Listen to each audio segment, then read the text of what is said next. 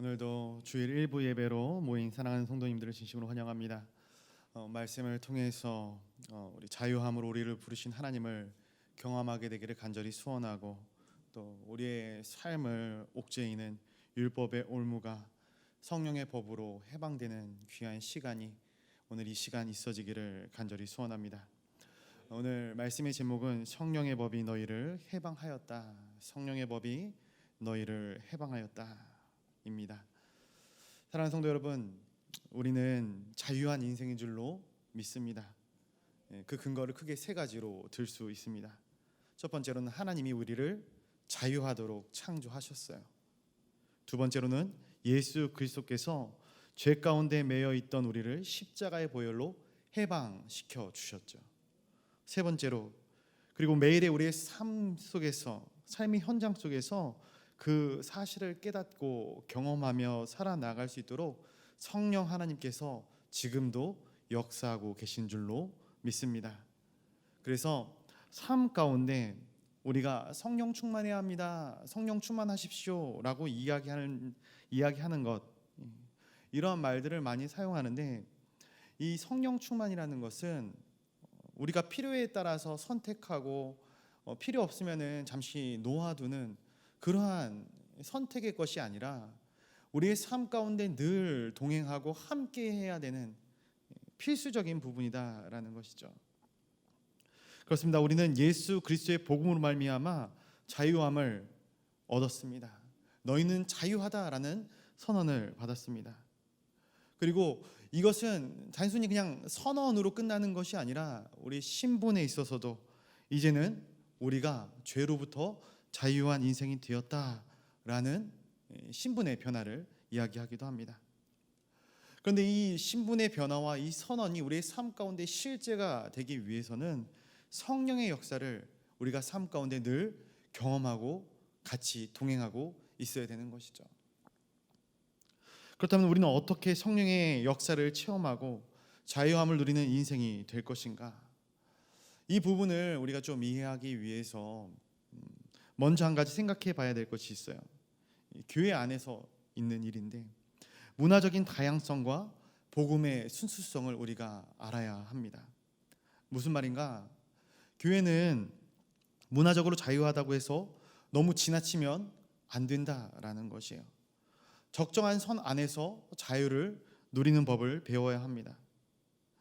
쉽게 이야기해서 이 복음 안에 어떤 문화적인 컨텐츠들, 문화적인 요소들이 있다면은 그 문화적인 요소들을 이용하는 것도 이 복음을 증거하고 복음을 확장시켜 나가는데 큰 도움이 되는 것이죠.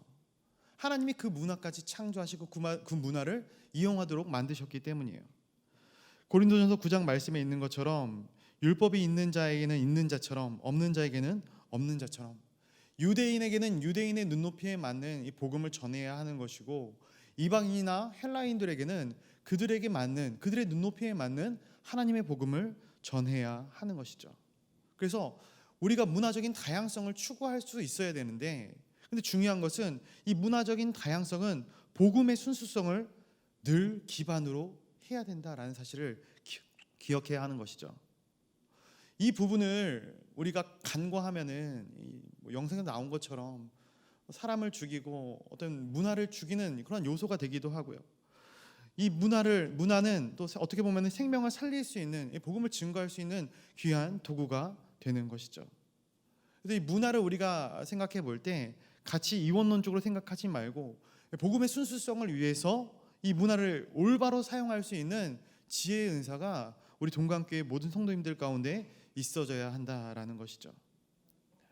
왜 그런가? 우리가 이것을 인정하지 못하고 이해하지 못하면은 우리 주변에 있는 많은 사람들에게 접근할 수가 없어요. 만약 우리가 자유하지 못한다면은 내 주변에 있는 사람들을 자유롭게 해줄 수가 없고요. 우리가 성령 충만하지 못한다면은 내 주변에 있는 사람들에게 성령 충만을 이야기할 수가 없어요. 내게 증거할 복음이 없다면 다른 사람들에게 복음을 전할 수 없고, 내 안에 성령의 기름 부으심이 없다면 다른 사람들에게 성령의 역사함을 선포할 수 없게 되는 것이죠. 그래서 우리 예수 그리스도를 믿을 때 가장 중요한 것은 내 자신이 먼저 하나님의 복음 가운데 성령의 충만한 역사 가운데 젖어 있어야 된다라는 거예요.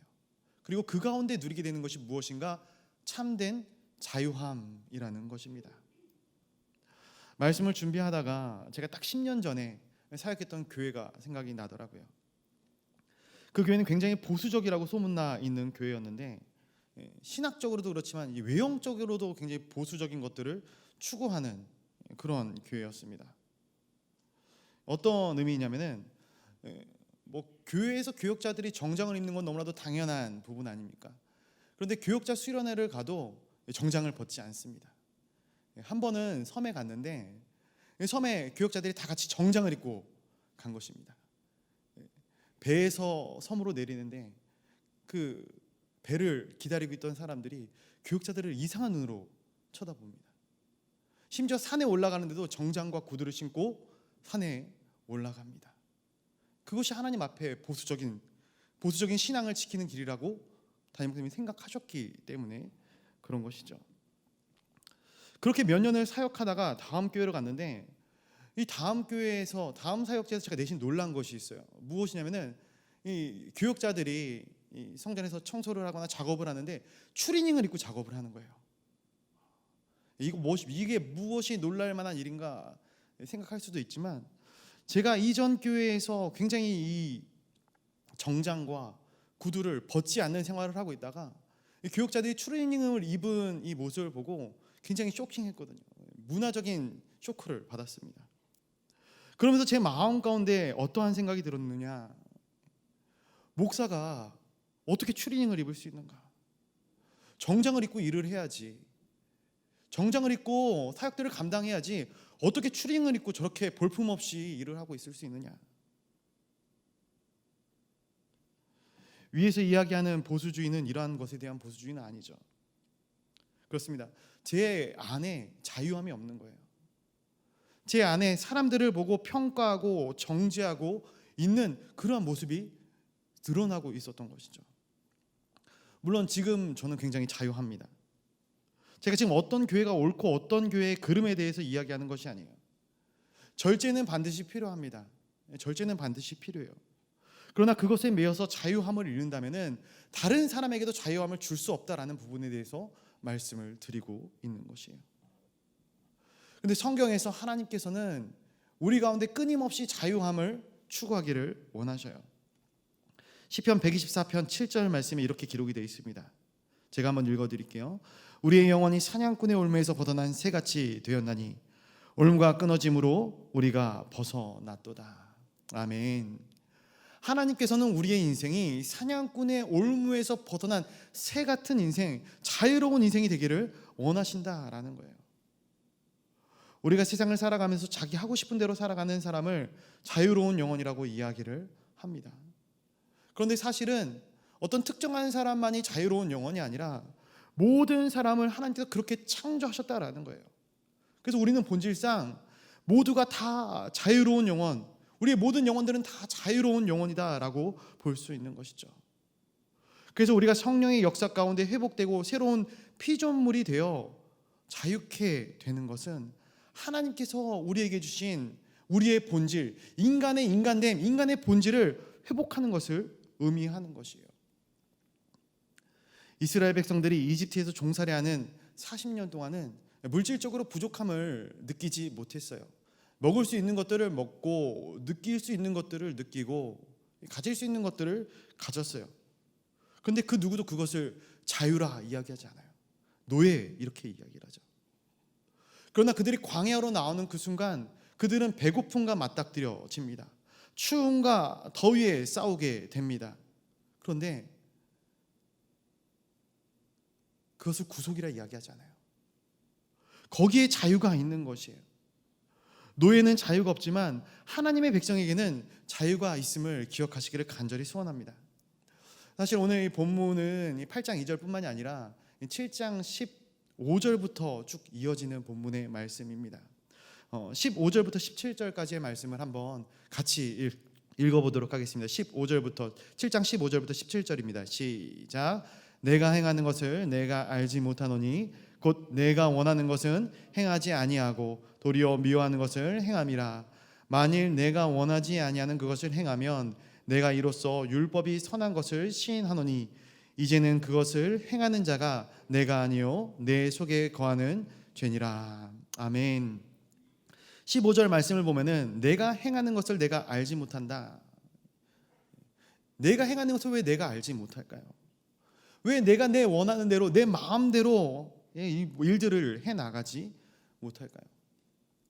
나 자신도 나 자신을 이해하지 못한다라는 거예요. 하지 말아야 할 것을 알면서도 하지 말아야 할 것을 인정하면서도 그렇게 살아나가고 있는 우리의 모습이 있다라는 것이에요. 안 되는 줄 알면서 계속해서 그렇게 살아가고 있는 우리의 모습들. 결국 17절에 이렇게 이야기를 하는 것이죠.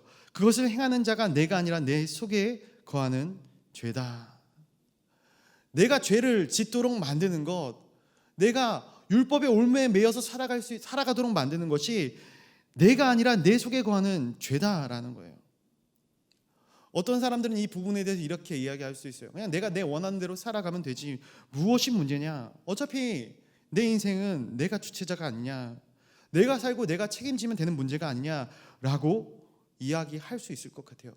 그러나 성경 가운데서는 그렇게 이야기하고 있지 않은 거예요.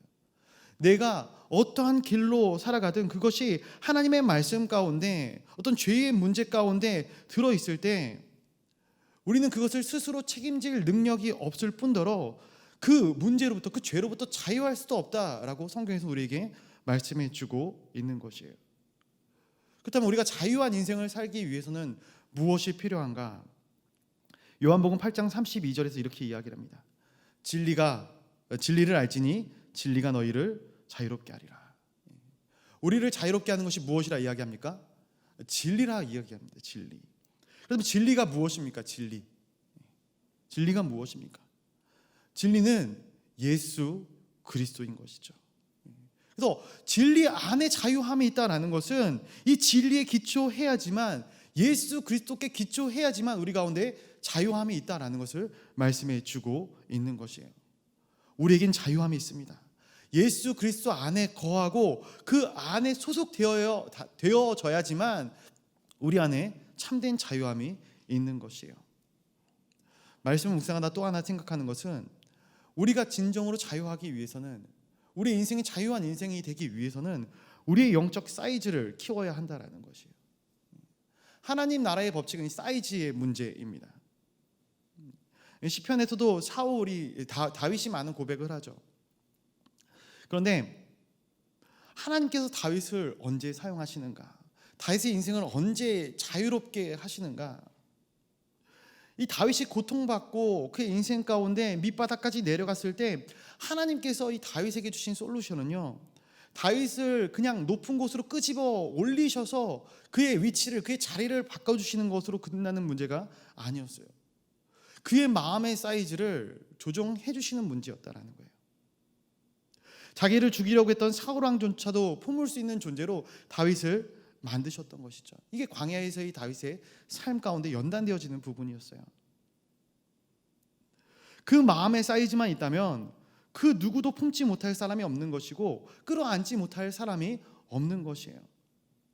다윗의 인생이 왕이었기 때문에 자유한 것이 아니에요.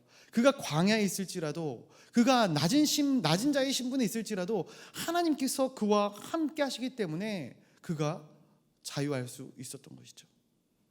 어떻게 보면 우리는 위치가 올라가면 올라갈수록, 지위가 올라가면 올라갈수록 자유함의 이 빈도가 줄어드는 것을 봅니다.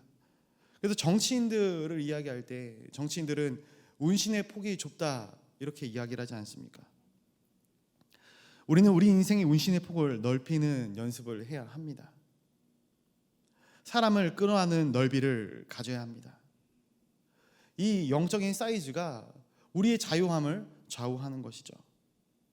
그리고 이 영적인 사이즈가 우리 인생의 크기를 좌우하게 되는 것이에요. 그래서 성경 가운데서 이야기하는 것은 우리에게 더 큰 사이즈를 가져라 이야기하는 거예요. 그렇다면 어떻게 더 큰 사이즈를 가질 수 있는가? 어떻게 더 큰 영적인 사이즈를 가질 수 있는가? 허다한 허물을 덮으면 되는 거예요. 용서하면 되는 것이에요. 사랑하면 되는 것입니다. 그 사랑으로 우리는 더 큰 영적인 사이즈를 가질 수 있는 거예요. 사랑하는 성도 여러분, 세상의 어떠한 사이즈도 인간의 영혼보다 클 수는 없어요. 인간의 영혼은 우리가 어떻게 우리 자신을 평가할지 모르겠지만 이 세상 가운데 가장 큰 사이즈다라는 거예요. 왜냐? 하나님께서 인간을 그렇게 만드셨거든요. 여러분들이 이 세상을 살아가면서 움츠러들어져 있기 때문에 내 자신에 대해서 비하하고 내 자신을 평가절하할 수는 있지만 하나님께서는 절대로 우리를 그러한 사이즈로 창조하시지 않으셨어요. 누가복음 9장 25절 말씀 이렇게 기록이 되어 있습니다. 한번 같이 읽어볼까요? 누가복음 9장 25절 시작. 사람이 만일 온 천하를 얻고도 자기를 잃으면 빼앗든지 하면 무엇이 유익하리요? 아멘. 사람이 만일 온 천하를 얻고도 자기를 잃든지 빼앗기든지 하면 무엇이 유익하겠느냐? 천하보다 귀한 것이 한 사람의 영혼이다라는 거예요. 사람이 온 세상을 다 얻는다고 할지라도 내 영혼을, 자기 영혼을 잃어버리면 아무런 소용이 없다라는 것이에요. 우리의 영혼이 온 세상보다 더 귀한 가치다라는 것을 말씀해 주고 있는 것이죠. 그렇기 때문에 명제는 이것입니다. 세상은 사람의 영혼을 담아낼 그릇이 아니다. 반대죠, 반대. 사람의 영혼이 세상을 담아낼 수 있는 그릇이 되는 거예요. 그래서 우리는 절대로 이 사람을 잡으려고 해서는 안 돼요. 그것이 자녀이든지 내가 좋아하는 사람이든지 사업의 파트너이든지 사람은 자유로운 영혼인 것이죠. 하나님께서 그렇게 창조를 하셨고 그 사람이 다른 것을 끌어안고 세상을 이끌어 가도록 만드신 것이죠. 사람은 잡히지 않습니다. 잡을 수가 없어요. 그리고 잡으려 해서도 안 되는 것이죠. 예를 들면 이런 것입니다. 저희 집에는 자유로운 영혼이 둘이 있습니다. 저와 저희 딸. 웃으심의 의미는 뭐죠? 그래 보인다는 건가요? 한 번은 저희 아내가 이런 얘기를 하더라고요. 자기가 정말로 좋아하는 두 사람이 있는데 자기 마음대로 되지 않아서 속상하다라는 거예요. 좋아하는 것이랑 자기 자신의 마음대로 행해야 하는 것이랑은 별개의 문제인 것이죠. 저는 둘째 치고라도 자녀는 내가 원하는, 내가 시키고 싶은 것을 시키기 위해서 나는 존재가 아니다라는 거예요. 여러분, 주님이 우리가 말 안 듣는다고, 우리가 범죄하였다고 우리를 잡으러 이 땅 가운데 오신 것입니까? 아니죠. 주님께서 이 땅 가운데 오신 그 이유와 목적이 무엇입니까? 우리를 죄로부터 자유케 하시기 위해 오신 줄로 믿습니다. 자유함을 위해서 예수 그리스도께서 이 땅 가운데 오신 것이에요. 마찬가지로 하나님께서 사람을 자유로운 영혼으로 창조하셨어요. 심지어 이 어린 아이의 영혼도 메어둘 수 없는데 여러분들의 영혼은 어디에 매이시겠습니까? 누가 여러분들의 영혼을 사로잡을 수 있겠습니까? 하나님 외에는 내 영혼을 사로잡을 분이 없습니다. 그것을 깨달아야 합니다. 우리가 온전히 하나님께만 사로잡히는 하나님의 거룩한 권속들이 되시기를 간절히 소원합니다. 그래서 우리가 만약에 사람에게 잡히거나 어떤 시스템이나 이데올로기에 잡히게 된다면 우리는 안정감을 누릴 것 같아요. 평안함을 누릴 것 같아요. 그러나 실상은 안정이나 평안이 아니라 망가지게 되는 것이죠. 사람은 자유할 때 행복함을 느끼게 되는 거예요. 자유할 때 창의성이 생기게 되어져 있는 거예요. 사람은 자유할 때만이 비로소 인간다움이 생기게 되는 것이에요. 하나님께서 우리를 그렇게 만드셨기 때문에 그래요. 사랑하는 동광의 성도님들은 오직 우리의 영혼은 하나님께만 매이는 그러한 놀라운 축복을 경험하시기를 간절히 소원합니다. 7장 18절 말씀 한번 같이 읽어보도록 하겠습니다. 시작. 내 속 곧 내 육신에 선한 것이 거하지 아니하는 줄을 아노니 원함은 내게 있으나 선을 행하는 것은 없노라. 아멘. 무슨 말인가? 마음에는 원하는데 실제로 행동하지 않는다라는 거예요. 마음은 온유로되 육신이 약하도다, 이러한 말씀이죠. 여러분, 우리가 스스로 선택한 일에 빠져들어서 그것을 감당한 능력이 있는가? 얼마나 있는가? 내가 사업을 일으키고 내가 이 하나님이 전에 와서 말씀을 전하고자 설교를 준비하고 어떠한 일들을 계획하고 추진할 때 그 계획하고 추진하는 일들을 나 혼자 스스로 감당할 수 있는 능력이 우리 가운데 얼마나 있습니까? 없어요. 그것을 감당할 능력이 우리 가운데 없어요. 마음에 원하고 소원이 있어서 시작을 했는데 오래가지 못합니다. 분명히 내가 선택한 일인데 그 일을 시작하자마자 부자연스러워지는 것이에요. 그렇습니다. 우리는 우리가 선택한 일에 대해서 스스로 책임질 능력이 없어요. 어떠한 일을 나의 힘으로 나의 능력으로 계속해서 추진하고자 할 때 우리는 나의 덫에 빠지게 되는 것이죠. 인간은 스스로의 한계가 있습니다. 그래서 자신이 선택한 그 부분에 대해 책임질 만한 능력이 없습니다. 그래서 24절 말씀에 보면은 이렇게 이야기를 합니다. 오라 나는 곤고한 사람이로다. 이 사망의 몸에서 누가 나를 건져내랴. 이건 인간으로서 너무나도 당연한 고백인 것 같아요. 이 사망의 몸에서 누가 나를 건져내랴. 바닥을 치는 것이죠. 나의 힘으로 나의 능력으로 무언가를 해나가고자 열심히 노력을 하고 최선을 다하지만 내 뜻대로 되지 않는 거예요. 그렇다면 어떻게 해야 하는가? 모든 것을 다 하지 말아야 하는가? 내가 가는 그 길을 포기해야 되는가? 아니죠. 25절 말씀을 보니까 그것에 대한 대답이 나옵니다. 25절 한번 같이 읽어보도록 하겠습니다. 25절입니다. 시작. 우리 주 예수 그리스도로 말미암아 그런즉 내 자신이 마음으로는 하나님의 법을 육신으로는 주의 법을 섬기노라. 아멘. 이 말씀은 굉장히 제가 감명 깊게 보았습니다. 어디에도 갈 수 없는 나, 그렇다고 모든 것을 감당할 수도 없는 나를 그 애매한 상태에서 마음과 육신 이 두 가지 법에서 갈등하고 있는 나를 예수 그리스도께서 끌어안아 주셨다라는 것이에요. 근데 25절에 보면은 이 두 가지 문장으로 구성이 되어 있는데 첫 번째 문장이 나오고 두 번째 문장이 나오는데 이 위치가 서로 약간 바뀐 것 같은 그런 느낌이 있어요. 어떻게 보면 첫 번째 문장을 선포하고 그 다음에 두 번째 문장이 나온 것이죠. 우리 주 예수 그리스도로 말미암아 하나님께 감사합니다. 그런즉 내 자신이 마음으로는 하나님의 법을 육신으로는 죄의 법을 섬깁니다. 원래는 반대로 되어져야 되겠죠.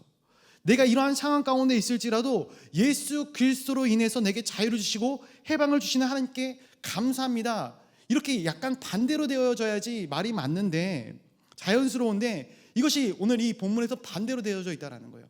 감사합니다라는 선포가 먼저 선포되어지고 그리고 현재에 대한 상황이 나오는 거예요. 육신과 영에 대한 상황이 나오는 거예요. 그런데 왜 이렇게 반대로 되어져 있을까 곰곰이 생각하다 보니까 우리 인생 가운데 이 말씀의 하반절을 먼저 경험하게 되다 보면은 상반절을 고백할 영혼의 힘이 생기지 않는 거예요. 계속해서 나 자신의 연약함을 바라보고 내게 자유함을 또 육신의 그런 모습들을 바라보게 되다 보면은 하나님께 감사할 힘을 잃어버리게 되는 것이죠. 그래서 오늘 이 로마서에서 이 사도 바울이 고백하는 것은 선포하는 것, 이야기하는 것은 선포가 먼저 되어지는 거예요. 감사함에 대한 선포가 되어졌을 때에 그 나머지의 부분들을 감당할 수 있는 능력이 생기게 되는 것을 보게 되는 것이죠. 내게 승리를 주실 하나님 감사합니다. 내게 자유를 주실 하나님 감사합니다. 내가 어떠한 상황일지라도 내 상황이 모순될지라도 내게 승리를 주실 하나님 감사합니다. 이 믿음의 고백이 선포되어질 때에 그 고백대로 우리의 삶이 변해져가는 그러한 은혜의 모습들을 경험케 되는 것이에요. 참된 감사함으로 말미암아 참된 자유함을 얻게 되는 것이죠. 8장 1절의 말씀도 한번 같이 보도록 하겠습니다. 8장 1절입니다. 시작. 그러므로 이제 그리스도 예수 안에 있는 자에게는 결코 정죄함이 없나니. 아멘. 정죄함이 없다. 정죄는 자유가 아니다라는 거예요. 7장 15절 이하에서 계속해서 이야기하는 것은 무엇이었냐면은 마음에는 두 가지 법, 양극단에 대해서 갈등하고 있다는 거예요. 그것이 인간의 현재 실질적인 모습이다라는 거예요. 이러지도 저러지도 못하고 방황하는 인생. 결국에는 어떠한 삶을 선택하게 되는가? 자기 자신을 정죄하게 되는 거예요. 자기 자신을 정죄하게 되는 거예요. 다른 사람이 나를 정죄하는 것이 문제가 아니라 내가 나 자신을 이해할 수가 없어요. 내 옆에 사람이 나를 더 잘 압니까? 내가 내 자신을 더 잘 압니까? 사랑하는 성도 여러분, 제가 죄인처럼 보이십니까? 하얀 옷을 입고 있지 않습니까? 얼마나 의롭게 보입니까? 제 자신의 죄는 제가 가장 잘 아는 것이죠. 나를 용납할 수가 없어요. 나를 이해할 수가 없어요. 나의 이 죄성을, 너무나도 이 뻔뻔스러움을 차마 이해할 수가 없어요. 그래서 정죄하는 거예요. 계속 정죄하는 거예요. 그게 가장 힘든 것이죠. 결국에는 율법에 이르지 못하는 나 자신을 정죄하다 보면은 더 강한 율법주의로 가게 되어져 있는 것이에요. 그리고 그것을 헌신이라는 이름으로 종교 중독에 빠지게 되는 것이죠. 성령의 감동함으로 가는 것이 아니라 스스로의 완벽주의로 어떤 나의 삶을 추구해 나가는 것이죠. 사랑하는 성도 여러분, 이 모든 것들로부터 자유하시기를 간절히 소원합니다. 이것은 저를 향한 선포이기도 해요. 왜냐하면 하나님께서 그것을 원하시기 때문에 그렇습니다. 자유하면은 감당할 능력을 주시는 거예요. 그래서 8장 2절부터 오늘 읽은 2절부터 4절까지 말씀되지만, 율법이 내게 요구하던 것을 내가 스스로 이루지 못하는데 육신이 이루지 못하는 이것들을 성령이 임하는 순간 이루게 된다라는 거예요. 예수님께서 가늠하다 현장에 잡힌 여인을 만납니다. 그 여인을 정죄하고 돌로 쳐 죽이려는 사람들 앞에서 주님이 앉아 계셔요. 주님 도대체 무슨 생각을 하셨을까 궁금합니다. 근데 분명한 것은 주님께서 그 시간에 땅에 앉아서 땅에 무언가를 끄적끄적 거리셨다라는 거예요. 무슨 생각을 하셨는지 모르겠지만 분명한 것은 주님께서는 그들처럼 이 여인을 정죄하려 하는 것이 아니라 그 여인이 죄책감으로부터 자유하기를 주님께서 원하시고 계신다라는 거예요. 자유하면 변화되지만 정죄하면 죄책감에 시달리게 되어지는 것이에요. 그리고 이 정죄는 사람을 죽게도 만듭니다. 솔직히 말해서 율법의 기준으로 우리들을 푸시한다면 여기서 누가 능히 그 율법을 감당할 수 있겠습니까? 그런데 이 시대의 많은 성도들이 자신을 정죄하는 것을 멈추지 못해요. 계속해서 끊임없이 자신을 정죄하고 있어요. 물론 회개는 해야 합니다. 그러나 자신을 계속해서 정죄하는 것은 죄로부터 우리를 자유롭게 하지 못한다라는 거예요. 사랑하는 성도 여러분, 정죄가 우리를 자유롭게 하는 것이 아니라 오직 십자가의 사랑만이, 오직 진리만이, 오직 예수 그리스도만이 우리의 영혼을 자유롭게 하는 것입니다. 정죄는 죄를 더욱더 각인시키는 것이에요. 그러나 주님께서 우리 가운데 찾아오셔서 우리 가운데 말씀하시는 것, 사랑과 용서로 십자가의 보혈로 우리를 찾아오셔서 우리에게 말씀하시는 것 무엇입니까? 네가, 내가 자유했으면 좋겠다. 내가 자유하기를 원한다라는 거예요. 그리고 자유한 사람만이 다른 사람을 자유하게 할 수 있는 것이에요. 그리고 이 자유는 하나님께서 태초에 아담과 하와를 창조하신 그 본연의 모습을 찾아가는 거예요. 이것이 바로 온전함입니다. 하나님이 인간에게 주신 놀라운 가능성과 기능인 것이죠. 본문 8장 2절의 말씀, 그렇다면 어떤 길을 선택해야 할 것인가? 2절의 말씀 한번 같이 읽어보도록 하겠습니다. 2절입니다. 시작. 이는 그리스도 예수 안에 있는 생명의 성령의 법이 죄와 사망의 법에서 너를 해방하였음이라. 아멘. 생명의 성령의 법이 너를 해방하였다. 이 말씀은 성령의 법이 아니고는 사망의 법에서 너희를 해방시킬 수 있는 것이 아무것도 없다라는 것을 이야기하는 거예요. 해방을 선포하신 분이 예수 그리스도라면은 그 능력을 실제화시키고 체험하게 해 주시는 분은 바로 성령 하나님이다라는 것이에요. 우리가 천국에 들어갈 수 있는 시민권을 주신 분은 예수 그리스도이시지만, 그러나 천국의 시민권을 이 땅을 살아가면서 실제로 체험하고 느끼게 해주시는 분은 바로 성령 하나님이시다라는 거예요. 그래서 우리가 성령 충만하면 우리의 삶의 자리가 천국이 되는 것이에요. 그러나 성령이 충만하지 못하면은 내 인생의 자리자리마다 지옥 같은 인생을 살아가게 되는 것이죠. 결국 오늘 본문에서 말씀하시는 것처럼 자유하기 위해서는 우리는 성령의 법을 쫓아가야 된다. 성령의 감동함과 성령의 충만함이 우리 가운데 있어야 된다라는 것이에요. 그런데 이것은 3절 말씀 한번 같이 보겠습니다. 3절입니다. 시작. 율법이 육신으로 말미암아 연약하여 할 수 없는 그것을 하나님은 하시나니. 아멘. 율법은 무엇인가? 계속 하라라고 이야기를 하는 거예요. 너 일 좀 열심히 해, 일 좀 잘해, 똑바로 해, 계속해서 이야기하는 거예요. 근데 이렇게 계속해서 푸시한다고 해서 능률이 오르나요? 솔직히 말해서 일을 잘하고 싶지 않은 사람이 어디 있겠습니까? 능력이 없는 것처럼 보이고 싶은 사람이 어디 있겠어요? 그런데 그 기준을 들이밀면 들이밀수록 숨막히게 되는 거예요.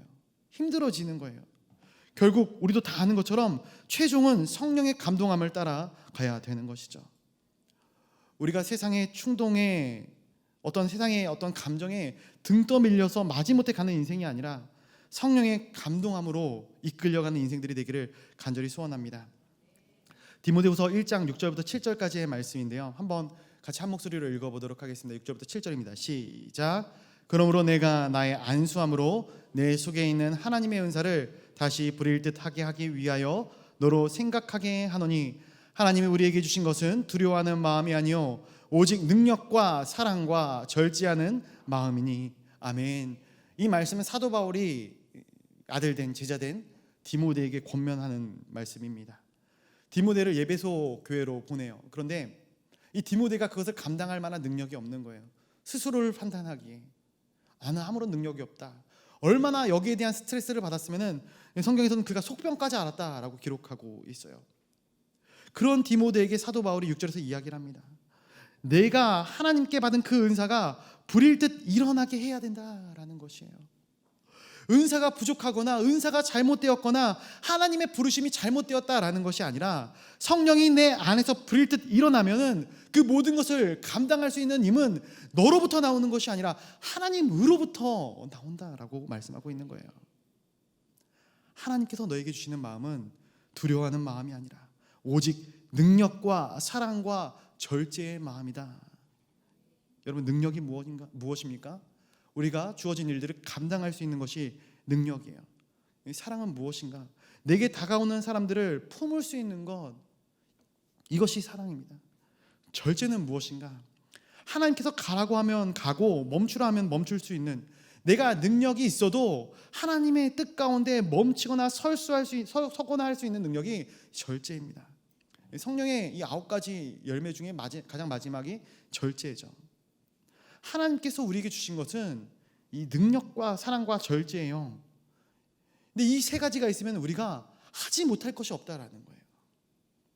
성령께서 내게 찾아오셔서 내 안에 있는 은사를 불일 듯 일어나게 하시고 세상의 모든 것들을 감당할 수 있는 능력을 주시고 세상의 모든 것들을 사랑할 수 있는 이 포용의 능력을 주시고, 그리고 그것을 하나님이 원하시는 수준만큼 조절할 수 있는 절제의 능력을 주시면 감당할 수 없는 자리가 없고 감당할 수 없는 사람이 없고 감당할 수 없는 환경이 없다라는 것입니다.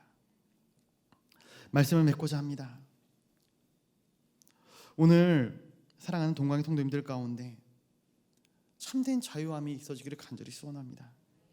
하나님의 은사가, 성령의 충만함이 불일 듯 일어나기를 간절히 소원합니다.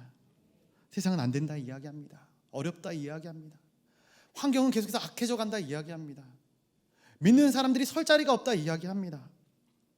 그러나 그때의 세상 가운데 사로잡히고 그들의 메시지에 현혹되는 인생이 아니라, 그 가운데 헤매이는 인생이 아니라 세상 가운데 그리스도의 능력과 사랑과 그러한 절제로서 하나님께서 우리에게 감당하게끔 맡겨주신 모든 것들을 넉넉히 이기며 감당하는 저와 여러분들이 되기를 주님의 이름으로 간절히 축원드립니다. 이 시간 우리 같이 한번 기도하기를 원합니다. 하나님, 내게 능력과 사랑과 근신의 영을 부어 주시옵소서.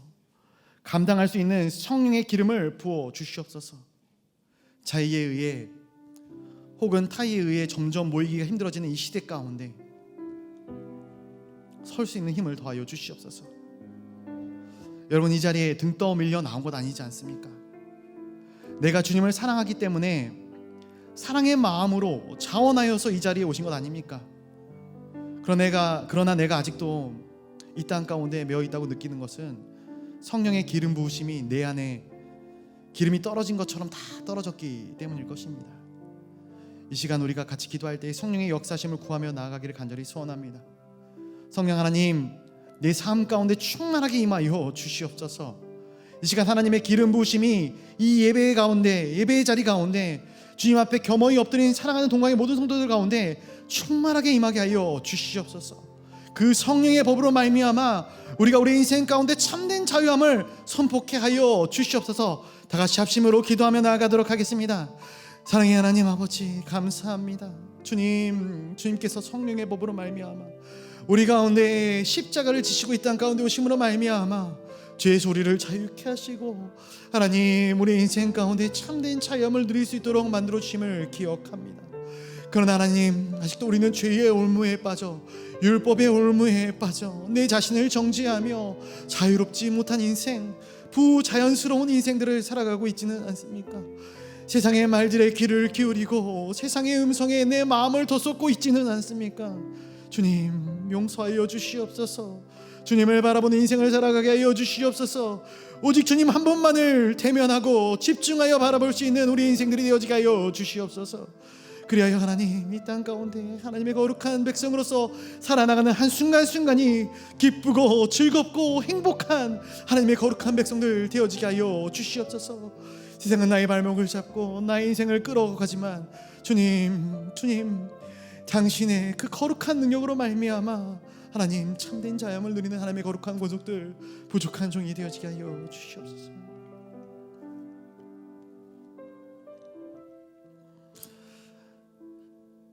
하나님 감사합니다. 우리의 인생 가운데 참된 자유함을 허락하여 주신 줄로 믿습니다. 이제는 그 자유함을 누리는 하나님의 거룩한 백성들이 다 되어지게 하여 주시옵소서.